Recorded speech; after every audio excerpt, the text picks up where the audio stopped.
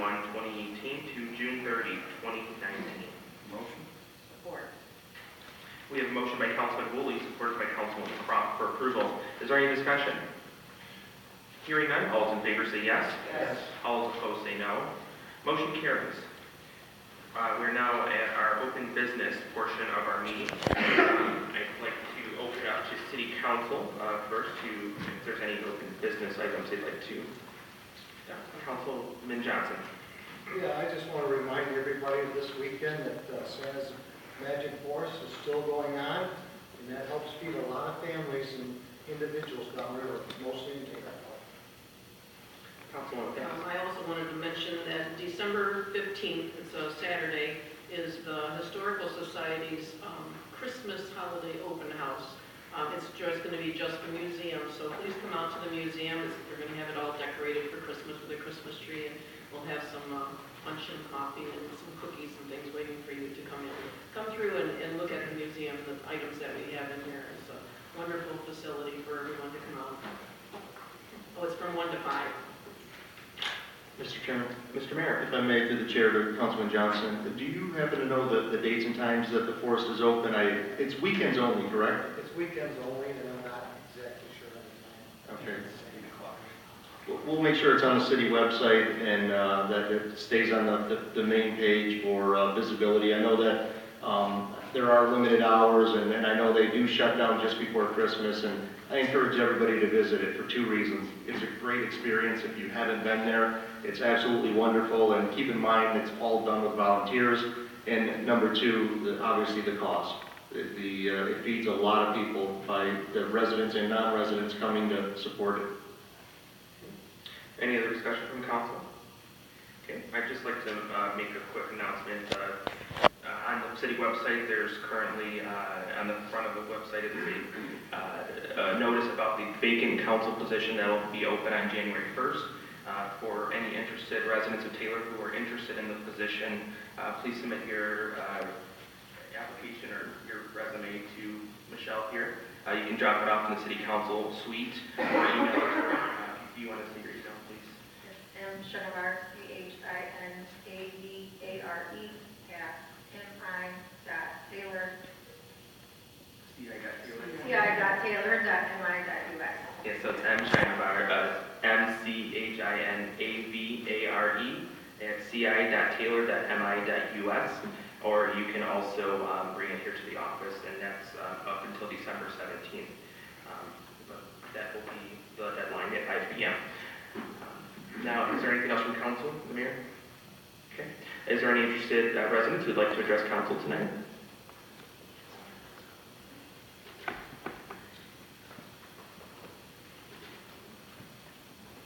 Good evening. Sandy Ewan.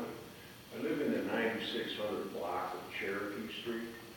And Cherokee Street, as many of you probably know, it's a blacktop street, and they have ditches on both sides.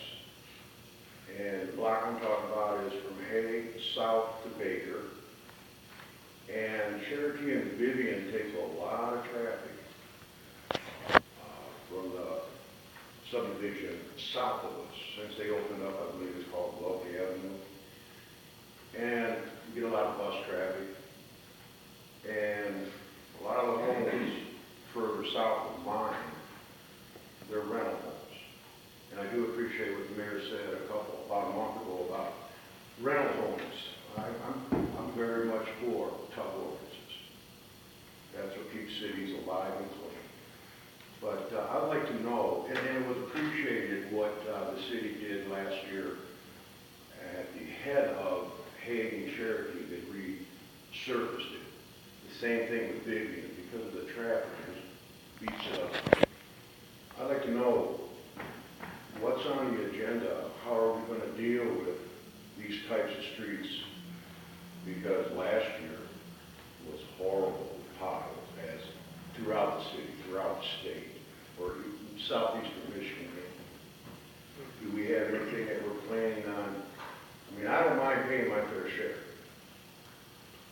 but do we have any plans in the works concerning getting our streets redone and the ditches filled in? Because the 40-some years I've lived there.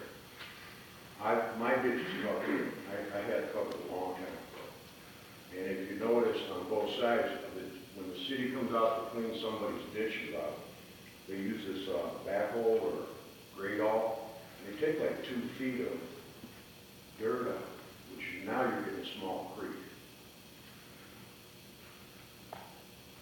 If we do have a plan, can we get those ditches need to be filled in? Because what happens is the road pushes down into the ditch, creates all those cracks, and then when the grader blades come by, do we have anything in the pipeline? Mr. Chairman. Mr. Mayor. Related to the roads, Mr. Ewan, if you go to the city website on the Department of Public Works portion of it, every 2 years the city of Taylor is required by state law to perform what's called a PASER rating. So what we do is we contract with one of the engineering firms, and they drive the entire city of Taylor and they rate the roads. That is what we use as our barometer to make decisions on how the roads are going to be repaired in terms of how they fit into the budget. So I don't know particularly what roads you're speaking of. I don't want to, I guess, say that I'm familiar with the condition of them today. But I can tell you, like Hague, for example, because of the amount of traffic and because of the buses, it was a priority over some other roads that may have had lower traffic but in worse condition. So I would say take a look at the PASER rating, and it'll give you an idea of where those roads fit in terms of the overall focus of the city of Taylor. Or you can stop by and we can talk about, like, in the upcoming year, what is in our immediate line of sight. In terms of the ditches, we really don't have a program available right now. We've looked at a couple of options. The ditches are a little more complicated, we've looked at some of the higher traffic areas and trying to get some solutions there. We deal with a lot of things. We deal with the overgrown stuff that happens in the ditches, and then we also deal with where over the past 10, 20, 30 years, residents filled the ditches in, but they filled them in improperly, so they don't drain. And so that creates flooding issues, and there's a couple of main roads in particular we're targeting right now related to that. So I wish I had a better answer on the ditches, but certainly on the roads, I think you'll get an idea of where those roads fit in the next schedule. When they come to clean the ditches, why can't they put up like a rake on that? I don't know if I'm pronouncing it right, the radall or whatever it is that reaches out. They have a bucket on it. And when they cleaned Pat Park many, many years ago, you couldn't even jump over it. So they filled it in. And they filled it in properly. Now, Pat Park floods on my end. And couldn't they get like a rake? Instead of digging, they could like rake the debris out of these folks' ditch. I mean, it's something you might want to look at because it creates a deeper ditch, which pushes the street down even further. But I don't know, I don't have much faith in Lansing. And my problem is, if you drove down my street, we've got people coming from the Truman High School to the Trade Center. We've got buses taking shortcuts. We've got folks coming from, like I said, that subdivision, in and out, and it's constant. And I mean, in front of my house now, the water rolls down, it lays in front of my crib now, and which creates, I'm getting potholes in front of my house now. And the streets, it's not going to make it through this winter. And you guys got your hands full with a lot of potholes. You're very busy, I understand that. But like I say, I'm willing to pay my fair share to get it done right. I mean, it's knocking the heck out of the value of our homes. And like I say, I don't think the state's been down my street. I know they Hague, that's appreciated. I mean, that job was done well.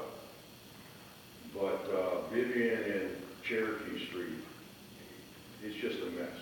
And I just wanted to know if you had any plans on getting this together. And like I say, I have no problem paying my fair share. And thank you. Thank you. Is there any other interested parties who'd like to address council tonight? Yes, sir.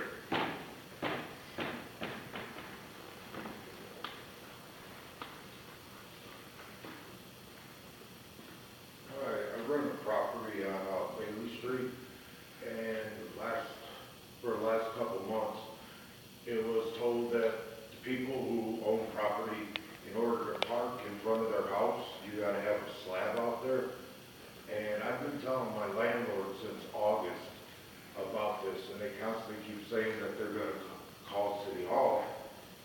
still not doing nothing. And I wanna know for me and my wife, because we got 3 vehicles, are we gonna be held accountable if we park up front?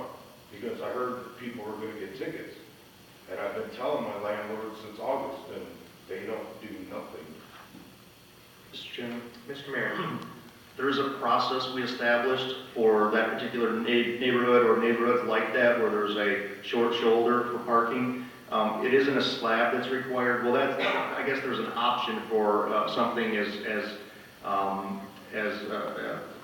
big or permanent as a slab, but it's a certain type of rock that's required so that it's designed to serve the purpose of not collapsing the drain. Because that's a prime example of a neighborhood where we went through, the city of Taylor, we enclosed all the ditches, and then people started parking on it, and the tires were sinking down into the grass and collapsing the culverts and causing other issues. So we did establish a process. It's a really inexpensive process, but unfortunately for you, it will be required to park vehicles there.